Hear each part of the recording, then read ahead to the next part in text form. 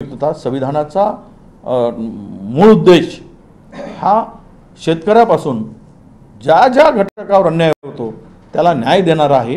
ही याची पुस्तिका सुद्धा आम्ही आमच्या प्रदेश काँग्रेस कमिटीच्या माध्यमातून काढण्याचा निर्णय त्या ठिकाणी घेतलेला आहे आणि त्यानंतर अध्यक्षांच्या परवानगीने एक ओबीसी मेळावा आम्ही संभाजीनगर किंवा मराठवाड्यात एक करायचा त्यावर चर्चा झाली आणि ओबीसीवर अलीकडे जे काही निर्णय होत आहेत त्यामध्ये कुठे त्यांना कशा पद्धतीने डावललं जाऊन अन्याय होतो आहे याची सविस्तर त्या ठिकाणी चर्चा व्हावी आणि ओबीसी समाजापर्यंत मेसेज जावा या संदर्भातला आहे। आणि अत्यंत महत्त्वाचा विषय म्हणजे बेरोजगारी महाराष्ट्राची लोक लायबलच नाहीत अशा पद्धतीनं अलीकडे मुंबईत झालेल्या आपल्या इन्कम टॅक्सच्या अधिकाऱ्यांच्या सिलेक्शनमध्ये निवडीमध्ये इथे जवळपास 1297 की 1308 काही लोकांची नियुक्ती केल्या गेली, त्यांचं सिलेक्शन झालं। हे संपूर्ण इंटरव्ह्यू घेणारी माणसं कुठली होती तर ती गुजरात राज्यातून आलेली होती आणि त्यातून केवळ 3 लोक महाराष्ट्राची सिलेक्ट झाली आणि मॅक्झिमम लोक त्यात सिलेक्ट झाली ती गुजरात राज्यातली झाली आणि इतर राज्यातली थोडके झाले। पण महाराष्ट्रातल्या मुंबईमध्ये इन्कम टॅक्स डिपार्टमेंटचे अधिकारी सिलेक्ट करताना निवड करताना फक्त 3 लोकांची निवड व्हावी म्हणजेच महाराष्ट्र आता गुजरातच्या दावणीला गुलाम म्हणून बांधला गेला का किंवा त्यांच्याकडे महाराष्ट्र गहाण ठेवण्याचं आम्ही जे काय म्हणत होतो निवडणुकीमध्ये त्याच पद्धतीनं महाराष्ट्राला वागणूक मिळते काय हा खरा प्रश्न त्या ठिकाणी आहे। आणि अशाच चर्चा अशा विविध विषयावर आज आमची प्रदेशमध्ये चर्चा झाली आणि अध्यक्ष महोदयांनी दिलेल्या सूचनेप्रमाणे ते इम्प्लिमेंट करायचा निर्णय आम्ही सर्वांनी घेतला। ओके सांगितलं नाही आज आम्ही पार्ल्याला चाललो आहे। अध्यक्ष महोदयांनी सांगितल्याप्रमाणे जे जैन मंदिर झालं पाडल्या गेलं त्या जैन मंदिराच्या संदर्भात म्हणजे सरकारची भूमिका आज काल मस्जिद पाडायसाठी होती, आता मंदिर ते अल्पसंख्याकांचं मंदिर म्हणजे हे राज्य नेहमीसाठी अस्थिर ठेवायचा लोकांमध्ये नेहमीसाठी अनरेस्ट ठेवून मग त्यात एक दबाव की हम करे सो कायदा हम कुछ भी कर सकते आणि या सगळ्या अल्पसंख्याकांना तो मेसेज देण्यासाठी केलेली कृती आहे असं आमचं स्पष्ट मत आहे। म्हणून अध्यक्ष आमचे त्यांच्या नेतृत्वामध्ये आम्ही त्या समाजाचे भेटी घेतो, तिथे त्या ठिकाणी जाऊन आम्ही पाहणी करणार आहोत। हा सुद्धा आजच्या बैठकीत आम्ही ठरवलेला आहे।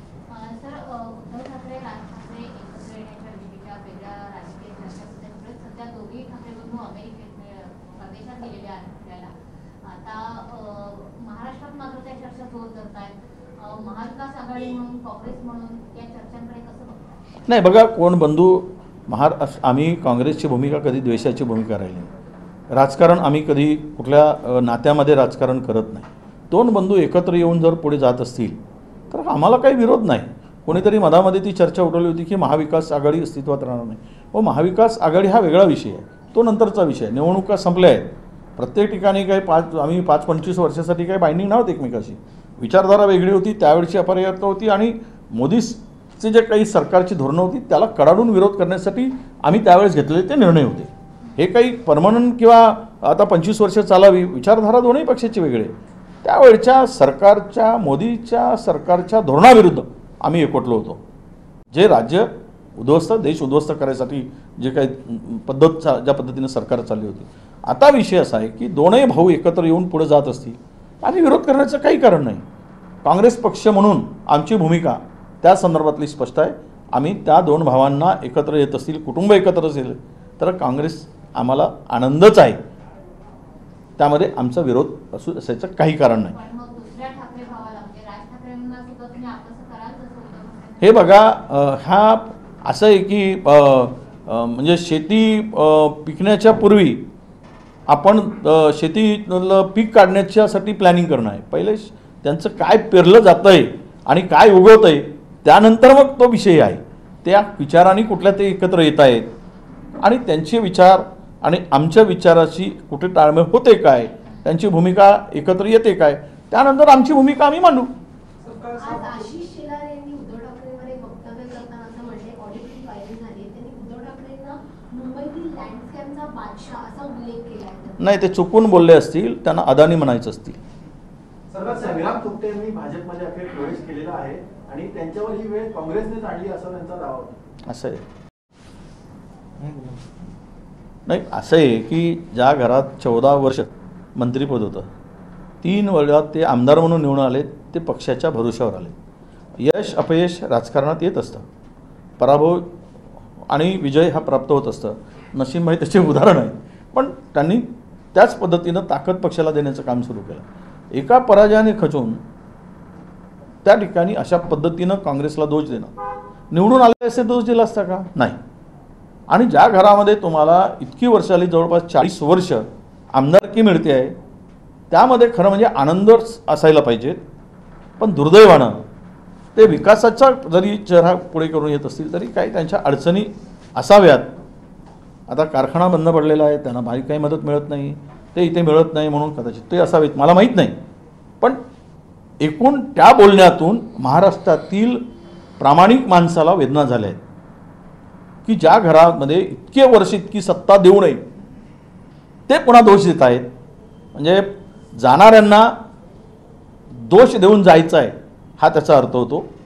आणि ठीक आहे, आमच्या नेत्यांनी स्पष्टपणे सांगितलं की ज्याला जायचं असेल ते जा, राहुलजींनी. कारण कोण जातात? ज्यांना काही मिळवायचं आहे ते जातात, ज्यांना जनतेसाठी काही करायचं आहे ते कोणी जात नाही, हा त्याचा अर्थ आहे. पालिका निवडणूक रखडलेल्या आहेत आणि एकंदर आज मनसेने वेगळी संकल्पना मांडलेली आहे.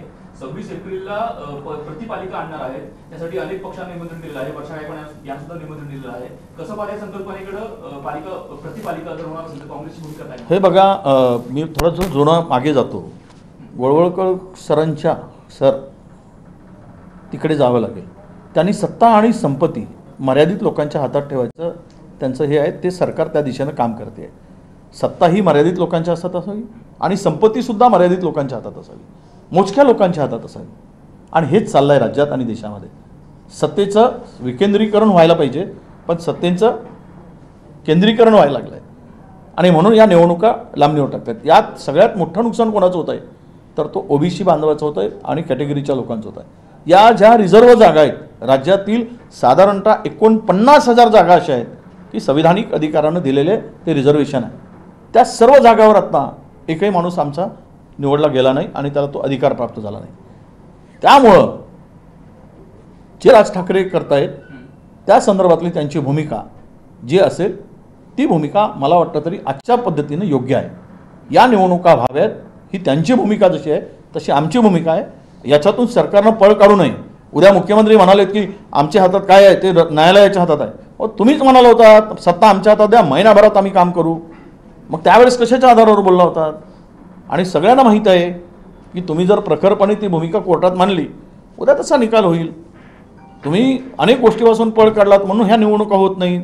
आम्ही म्हणालो होतो की तुम्ही सेन्सस करा, मग तुम्हाला ओबीसीची संख्या कळेल. आणि काय होतं आहे की आज जर निवडणुका घेतल्या तर सर्वात जास्त नुकसान जे होणार होतं त्यावेळेस ओबीसीचं होणार होतं. कारण कशाच्या आधारावर आम्ही तिथलं आरक्षण काढायचं? काही जिल्ह्यामध्ये 0 आरक्षण होतं जिल्हा परिषदामध्ये, काही नगरपालिकामध्ये ओबीसीचा वाटाच नव्हता. अशा वेळेस आम्ही बांटी आयोग नेमला, त्याच्या काही गोष्टी त्यामध्ये संख्येच्या संदर्भात आम्ही निर्णय घेतला. मग आता कोर्टापुढे तो चेंडू असताना सर्वोच्च न्यायालयामध्ये जे सर्वोच्च न्यायालय डायरेक्टिव्ह देतं त्या पद्धतीने सरकारने पुढचं पाऊल उचलून या निवडणुका घेण्या पाहिजे होत्या, गरज होती. पण त्यांना ते करायचं नाही आहे, त्यातून वेळ मारून न्यायचा आहे. आणि कदाचित हे पोषक वातावरण नाही आहे सरकारला. सगळ्यांची तोंडं एकमेकाच्या विरुद्ध आहे. आणि ज्या पद्धतीनं बेईमानी करून सत्ता हस्तगत केली, बेईमानी करून, फसवणूक करून, जगलरी करून, मतां वाढवून, त्यामुळे त्यांना भीती आहे की उद्या निवडणुका घेतले तर आमचं पितळ उघडं पडेल, म्हणून त्या निवडणुका लांबणीवर पडत आहेत. थँक्यू. केंद्रीय मंत्री किरण रिजिजू ने थोड़ी देर पहले ये कहा कि मैक्सिमम मुसलमान जो है भारतीय वो वक्त को सपोर्ट करे, बट जो भी प्रोटेस्ट करे उनको कांग्रेस भड़का रही है, वो मिसलीड किए गए पॉलिटिकली. ये भाजपा जो है वो 3 तलाक लाते समय भी उन्होंने कहा कि ये मुस्लिम के हित का है. और मुस्लिम महिला की इसकी बड़ी मांग है। और वक्त बिल को भी उन्होंने जब पेश किया तब भी उन्होंने बताया कि ये मुस्लिम के हित का है। और अभी नया फंडा लेके आ रहे हो कि इसमें बहुत सारे लोग उसका स्वागत करते हैं, तो इतनी ही उनको मुस्लिम समाज से हमदर्दी है, इस बात का मैं स्वागत करता हूँ। और ये थोड़ा खुल के भी और आगे आ जाए और उनके पार्टी में कुछ आगे चल के टिकट भी दे तो अच्छी बात है। मगर बहरहाल ये वक्त का जो बिल लाया गया है उसका केवल और केवल मकसद है जो ज़मीनें जो है, जो प्रॉपर्टी है, उसको हटाने के लिए ये बिल लाया गया है। ये हम पहले कह चुके हैं। और ये अब जो नेहरू जी ने और कांग्रेस के राज में जो स्थापन हुई जो गवर्नमेंट की जो कंपनीज थी उसको इन्होंने पहले बेच दिया। एयर इंडिया तक भी इन्होंने सब बेच बाच के मोखले हो गए। अब दूसरा जो था वो माइनिंग जो थी, बहुत बेदर्दी के साथ वो माइनिंग के लिए भी लीज दे रहे हैं।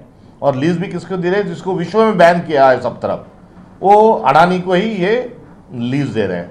तो जो माइनिंग है उसको भी उन्होंने पूरा ख़त्म किया, गवर्नमेंट की कंपनियां बेच दी।